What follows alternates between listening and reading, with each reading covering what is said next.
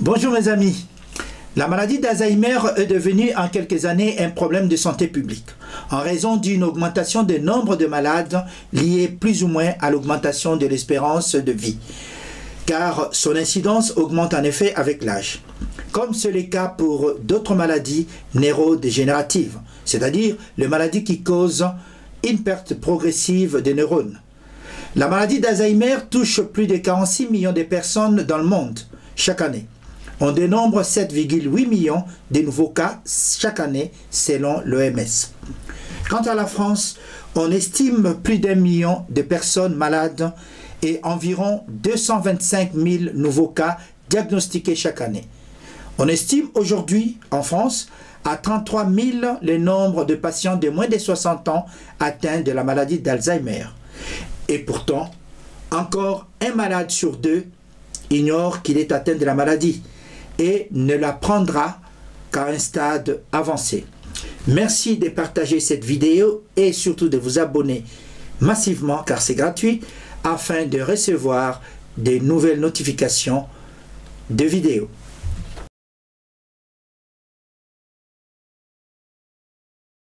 L'Alzheimer est une maladie du cerveau, provoquant une dégénérescence des cellules nerveuses et leur mort progressive. Petit à petit ou peu à peu, la maladie s'étend et affecte en premier lieu la zone de l'hippocampe qui est la zone de la mémoire et ensuite touche de nouvelles fonctions cérébrales. Les formes les plus fréquentes se manifestent après 65 ans. Mais il existe des formes d'apparition précoce caractérisées par l'émergence de premiers signes avant 60 ans. Autrement dit, l'Alzheimer est une maladie neurodégénérative provoquant des troubles de la mémoire, de la pensée et du comportement. Elle survient le plus particulièrement dans la plupart des cas après 60 ans. Mais chez certains patients, elle se déclare bientôt ou plutôt à 40 voire 50 ans. De ce fait, la maladie est dite neurodégénérative parce qu'elle cause une perte progressive des neurones. Sa prévalence augmente avec l'âge. La maladie d'Alzheimer touche essentiellement les fonctions cognitives de la personne atteinte. Elle atteint ensuite des facultés physiques et entraîne la perte d'autonomie.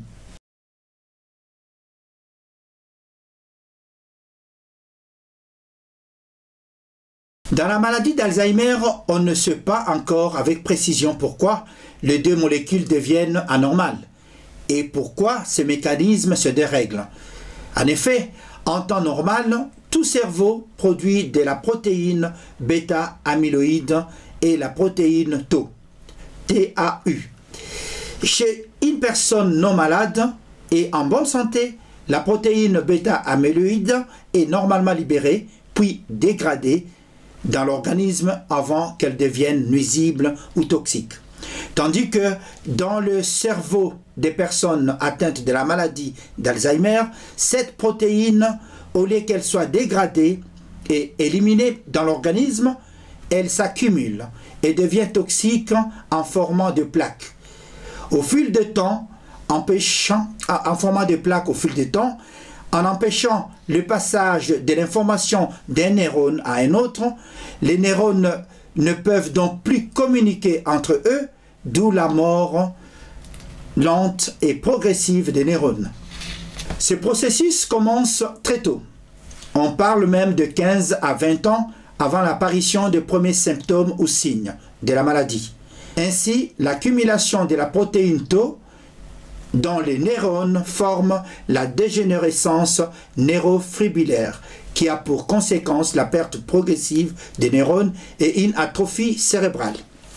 En résumé, il y a accumulation de protéines anormales dans le cerveau.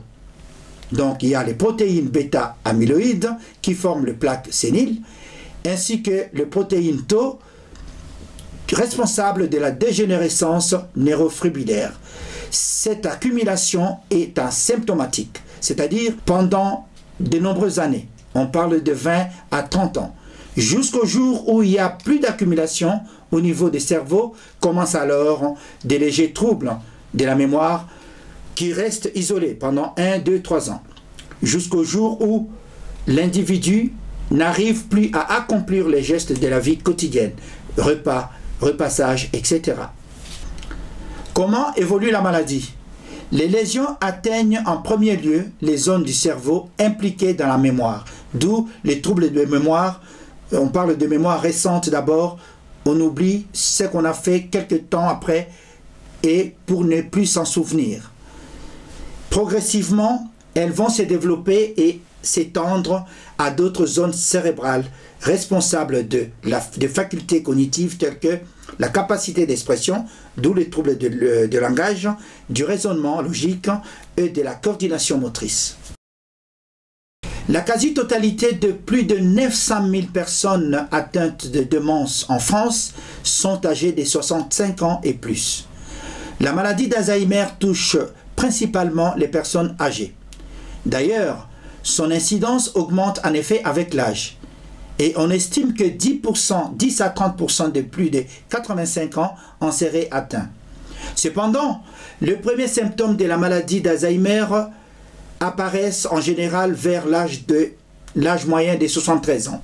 Néanmoins, on peut également trouver la maladie d'Alzheimer chez les jeunes à partir de 30 ans, voire 20 ans, bien que les cas avérés d'Alzheimer précoce avant 40 ans demeurent très rares. Aujourd'hui, le médecin dispose d'outils pouvant faciliter les diagnostics de la maladie d'Alzheimer au stade précoce, par le test qu'on appelle le test de mémoire qu'on appelle MMS ou MMSE, comprenant diverses questions permettant d'évaluer les troubles cognitifs ainsi que l'évaluation psychologique.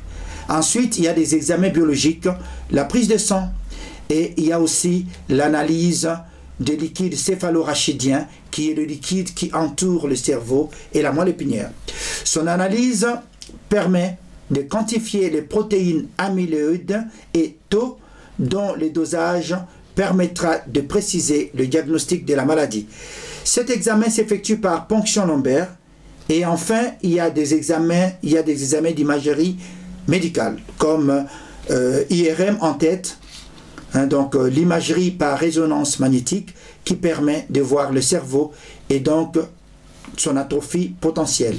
Grâce à l'IRM, il est possible d'obtenir de vue de 2 ou 3 dimensions du cerveau. Cet examen permet enfin de visualiser les plaques amyloïdes impliquées dans la maladie d'Alzheimer.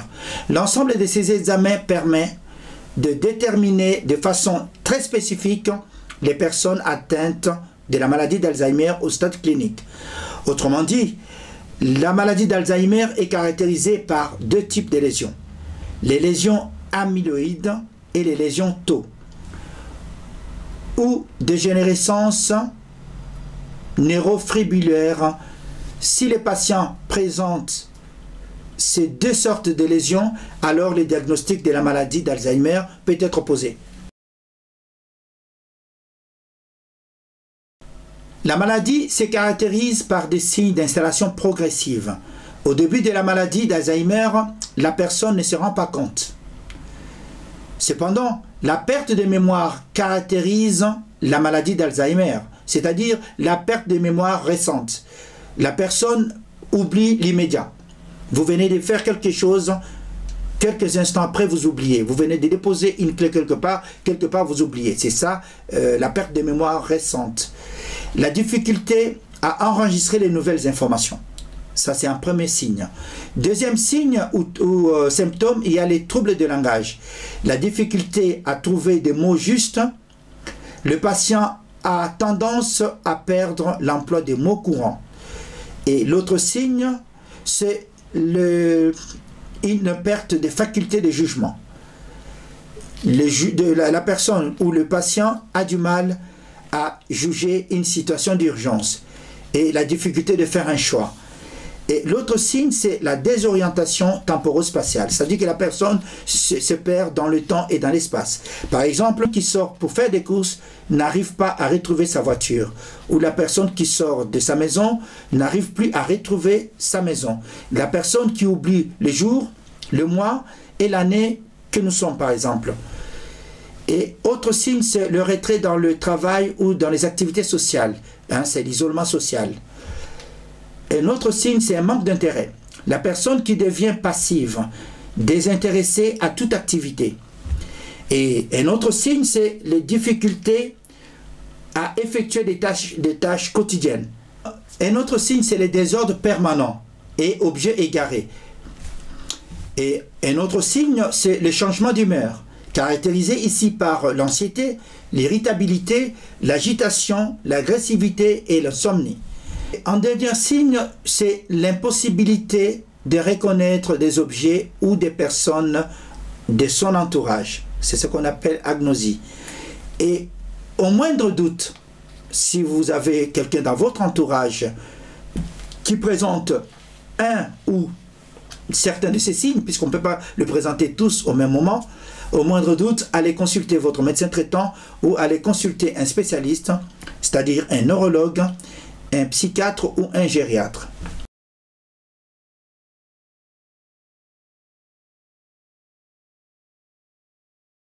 À l'heure actuelle, il n'y a pas de traitement connu pour guérir la maladie d'Alzheimer ou de ralentir son évolution dans le cerveau, car les fonctions des cellules du cerveau endommagées ne peuvent être rétablies. C'est la raison pour laquelle, en 2018, suite à l'évaluation défavorable de la Haute Autorité de la Santé, la France a décidé de ne plus rembourser le médicament contre l'Alzheimer car le bénéfice pour le patient ont été jugés faibles.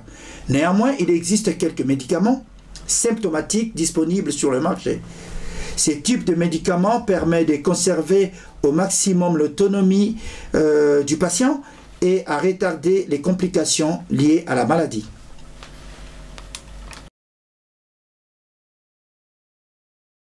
Pour le moment, seuls 2 facteurs de risque de la maladie d'Alzheimer ont été identifiés.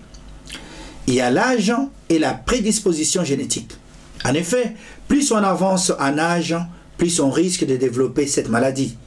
Quant aux prédispositions génétiques, le fait d'avoir un proche atteint augmente le risque de développer soi-même la maladie.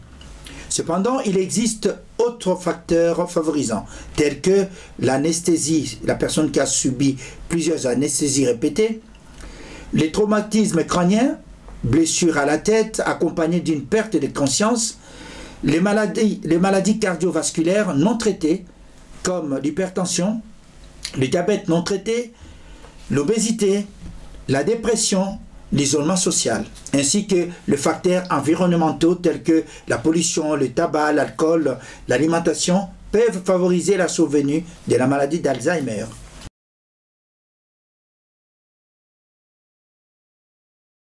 En effet, par rapport à la prévention de la maladie, des études suggèrent que les diagnostics et l'intervention précoce pourraient potentiellement ralentir la progression de la maladie et protéger le cerveau d'une atteinte plus importante. Cependant, il est maintenant prouvé scientifiquement que les gens qui ont une vie sociale active, c'est-à-dire activité sociale, font travailler la mémoire et le langage à travers le jeu des sociétés, le jeu des cartes, le mot croisé, etc.